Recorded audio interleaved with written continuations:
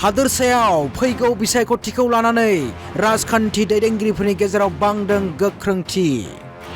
बिटिसिआवबो मोन 15 मासिखौ लानानै बांदों बिसायख'थिनि सांग्रांथि।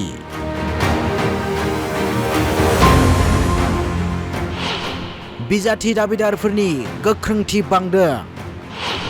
बिपिएफ दैदेनगिरि सुद्र कुमार बसुमतारिया बादायनो मैखोम साखाफारा जादों।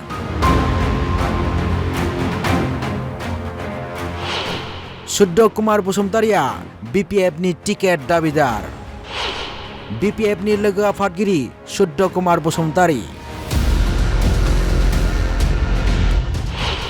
सिडली बियाबाव उफ्रा बिसायख'थिनि बिपिएफनि बिजाथिमोन सुद्र कुमार बसुमतारिया। नाथाय UPPLनि बिजाथि निर्मल कुमार ब्रह्मनि आखायाव जेनदोंमोन सुद्र कुमार बसुमतारिया। सुद्र कुमार बसुमतारिया फैबाय थानाय आसाम आयेन आफादनि बिसायख'थिनि बिजाथि महरै गसंनो साखाफारा जादों।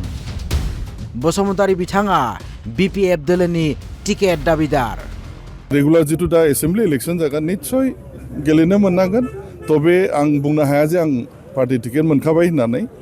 बियो पार्टीनि सिद्धांत जागोन। पार्टीया उचित बिबेचना निश्चय खालामगोन।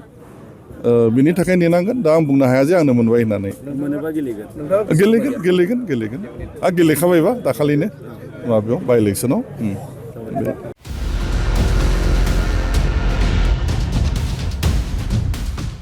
सुद्र कुमार बसुमतारिया थांनाय उफ्रा बिसायख'थियाव 19 नं सिडली बियाबाव बिपिएफ दोलोनि बिजाथि महरै बादायदोंमोन।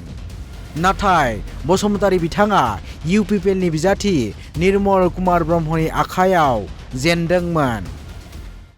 एक्चुअली बाथ्राया मा मिथिगौ ना, थांनाय बाय इलेक्शनाव जिहेतु आङो गेलेबाय आरो नोंसोर बयबो मिथिगौ, रायजोफ्रा मिथिगौ, रुलिं गभर्नमेन्टनि एगेन्स्टआव बाय इलेक्शनाव गेलेनाया बहुत माने समस्यानि बिषय। सुद्र कुमार बसुमतारिया मिरु बिपिएफनि लोगो आफादगिरि। सुद्र कुमार बसुमतारिया चिरां जिल्लानि बामोनगावनि थागिबि। बिथाङा बर'नि बिफा बड'फा उपेन्द्रनाथ ब्रह्म बिथांनि गोख्रों सोमावसारनायाव बाहागो लाफानाय सासे दैदेनगिरि आरो बड'फानि सासे गेजेरारि सुबुं जानानै खामानि मावबोदोंमोन।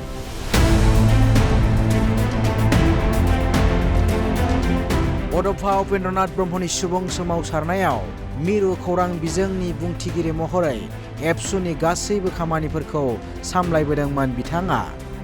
आरो बिथाङा बड'फा उपेन्द्रनाथ ब्रह्मनि दैदेननायाव बड'लेण्डनि सुबुं सोमावसारनायनि सानफ्रोमबोनि खौरां बिलाइनि क्लिपिंफोरखौ बुथुमनानै दोनबोदोंमोन। मख'जाथावना दि बिथाङा बड'फानि बड'लेण्ड सोमावसारनायाव बाहागो लाफाना गावनि जिउनि मोनखानाय गोजौ थाखोनि साख्रिखौ नागारनानै फैदोंमोन। आरो गिबि खेब बड'लेण्डनि जेंनानि 3 खनायारि सावरायनायनि उनाव बिथाङा साख्रियाव हाबो। आरो बिथाङा इउनाइटेड बैंक अफ इन्डियायाव प्रबेशनारि अफिसार महरै साख्रि मावो।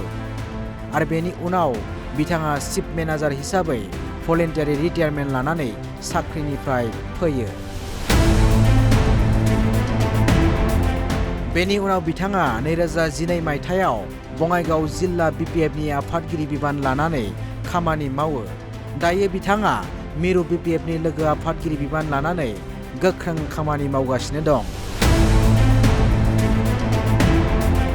बिथाङा बड'लेण्ड हालामनि सासे गोख्रों राजखान्थि दैदेनगिरि, सासे समाजखौ दैदेननो हानाय रोंगौथि गोनां आरो समाजनि बिबान लाना खामानि मावनो हानाय गुन दं होननानै रायजो राजाफ्रा बिथांखौ 19 नं सिडली बिधानसभा बियाबाव बिजाथि महरै हास्थायदों।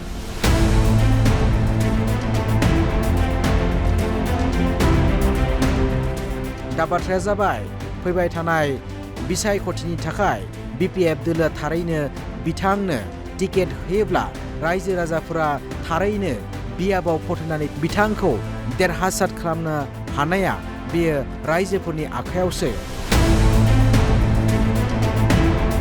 बेखौ रायजोफोरा फैगौ आसाम आयेन आफादनि बिसायख'थिनि फिथायावसो एबा भट होनाय समावसो रायजोफोरा थि खालामगोन।